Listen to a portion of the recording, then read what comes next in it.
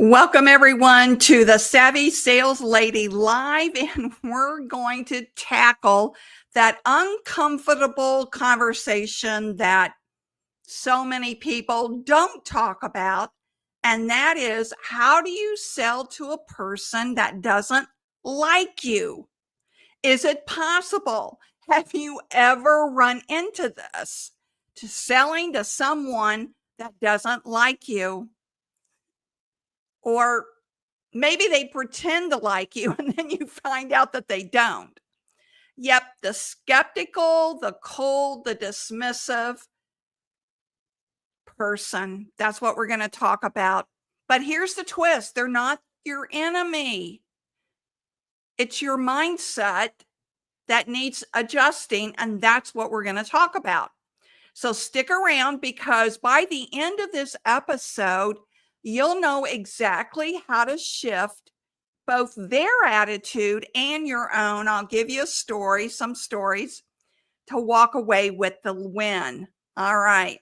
So let's get to the first.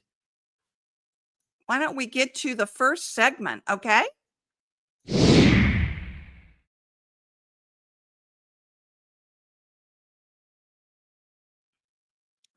All righty.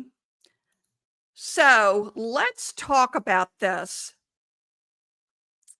And let me start with this. Not everyone you talk to will like you, but they don't have to like you to trust you. And they don't have to trust you to buy at first. Sales isn't a popularity contest. It's a credibility contest. Now, yes, you have to build up trust, but let's be honest, especially if you are selling products that has a fast turnaround time as far as sales goes, you can't build up trust right away. That takes time. If you have a long tail to your sales process, you can build up trust moment by moment by moment. Now, I have had prospects roll their eyes, cross their arms, and say to me, even in a face-to-face meeting, how long is this going to take?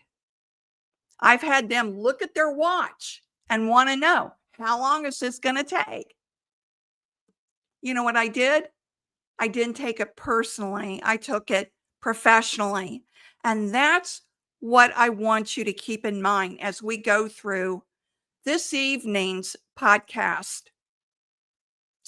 I want you to have the mindset shift that it's not about me, it's about the process. Because if you're in your own head, ugh, they hate me, I'm blowing this, you've already lost. Have you ever done that? You ever done that? Rejection is often just a reflection of someone's overwhelm, not your inadequacy. All right? Keep that in mind. Because rejection isn't real. Now, I know you have felt it, the tightness in your chest when the call goes cold. But here's something no one told you. As I said, rejection is often just a reflection of someone's overwhelm, not your inadequacy. People often project their bad mood, their stress, their ego. You just happen to be the one on the phone or in front of them or in their inbox at the wrong moment. We've even done that to people, right? Instead of thinking, this guy hates me, think, this guy hasn't met the best version of me yet. And that best version is you being calm and confident and unattached to the outcome and unattached to that person's mood. Now, you're probably sitting there thinking, well, Christine, that's, easier done, or that's harder to do than what you're saying. Yes, it is. But when it happens, I want you to take a deep breath and remember to stay neutral. Don't let them trigger you. Stay neutral. Because if that person is being a little rude or, a little aloof, don't take it personally. Instead, focus on helping. Okay? All right, let's get into the next segment.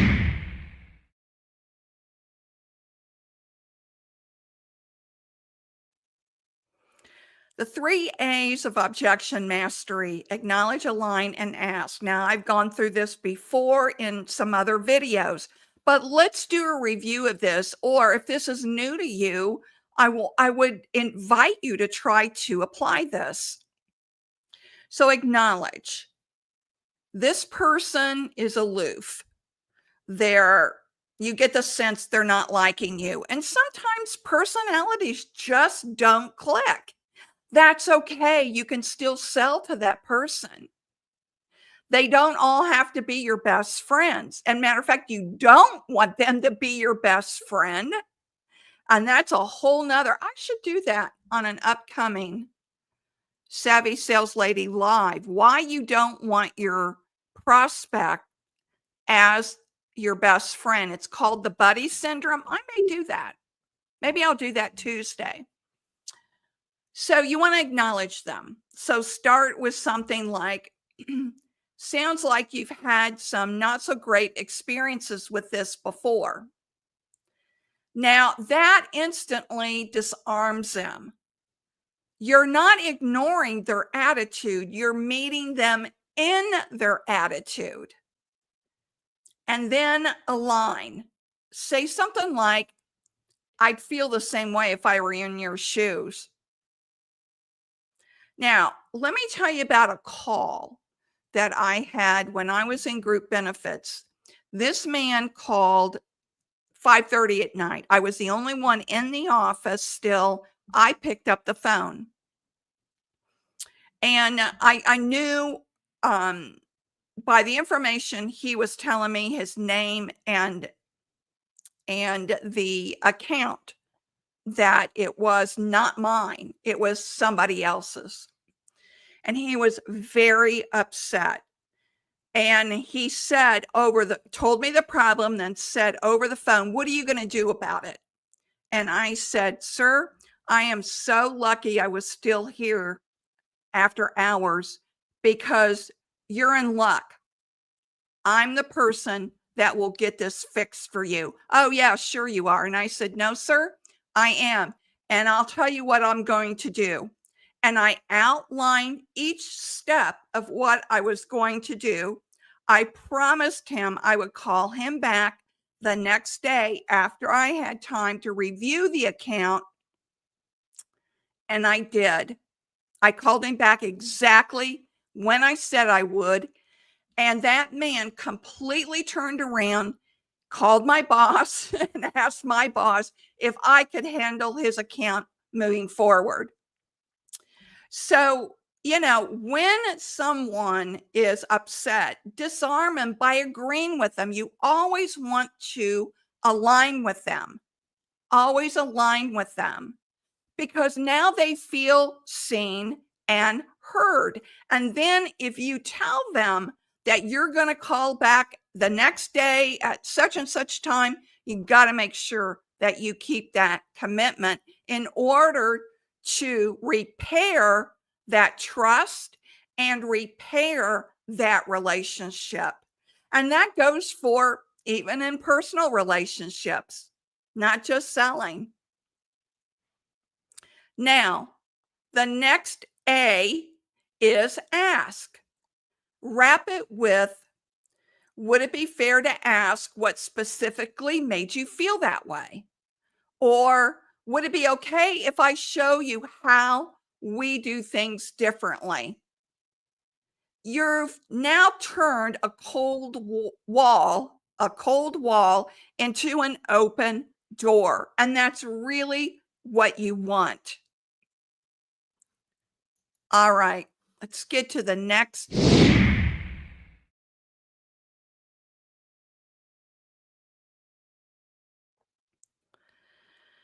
Okay.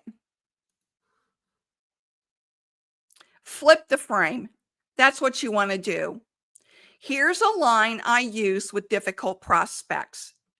You don't need to like me, but if I can help you solve a real problem, we're already on the same team. That one sentence resets the room. It tells them this isn't personal, it's professional. Okay? You don't need to like me, but if I can help you solve a real problem, we're already on the same team. Let's go to the next segment.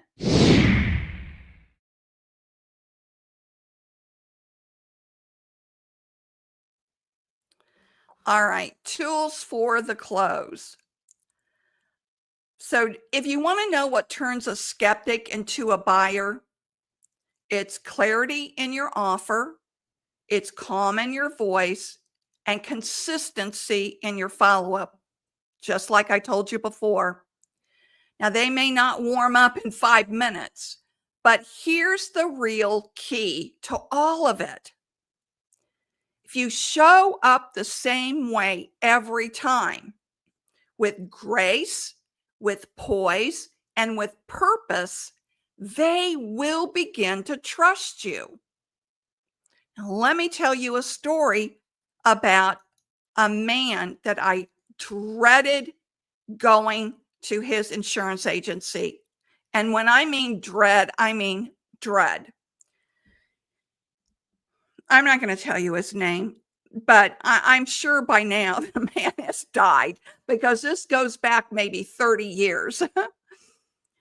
Every time I went into the agency, he was like a bull in a china closet, yelling and screaming and complaining and horrible to his staff. Horrible to his staff. I don't know how they work there other than his assistant told me, oh, you just get used to it. It's just how he is. You get used to it. And I couldn't figure out how I was going to turn this around. And so finally one day I had it up to here and I had decided, all right, I don't care if he calls and complains to my boss or not. And I said to him, his name was Con. I'll just tell you that.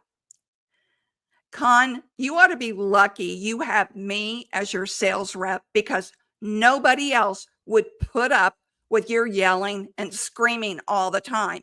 Every time I come in here, all you do is complain and point your finger in my face. Nobody else would tolerate that. And I said, what do you think is good that we do that's right? And he kind of stood back, sat back in his chair, and he goes, young lady, you're the only one who stood up to me. And it all turned around after that. Sometimes you just got to take the bull by its horn, right? All right. So some of my most skeptical clients ended up becoming some of my most long-term clients. One man actually told me this a while back. You salespeople are all the same. And I said back to him, then I must be the exception you're waiting for. You got to laugh about it. He laughed, I laughed, we talked, and we pinned a deal. So don't be afraid of that. Okay. Don't be afraid of that. Confidence without ego, compassion without being a pushover. Don't be a doormat. Don't be a doormat. Okay. Now, if you love this episode and want more tools, then grab my free resource. It's in the description area of the video on my YouTube channel, the Mindset Restarter. Let me say that again. The Mindset Reset Starter Kit. And it's designed to help you rewire your thoughts so your words land better and your closes come faster. There's also an audio link in there. If you find that you get stuck in some thought loops, there's an audio in there of me guiding you through getting out of that. And you'll really enjoy it.